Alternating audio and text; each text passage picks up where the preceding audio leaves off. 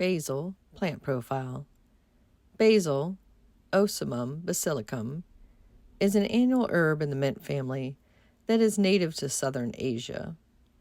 The leaves and stems are edible and highly aromatic. It's used as a culinary addition to soups, salads, sauces, and many other dishes. Cultivars of basil include Thai basil, Genovese basil, sweet basil, African blue basil, and many more.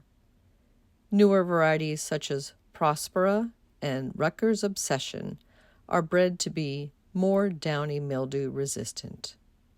Basil is very easy to grow from seed. Direct sow it in the ground or in a container as soon as the chance of a frost in the spring has passed. It can also be propagated by taking stem cuttings and rooting them in water before transplanting them outside.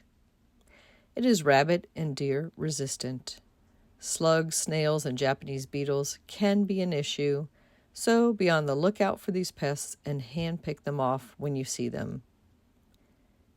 Basil prefers to grow in full sun and in moist but well-draining soils. There is no need to fertilize it.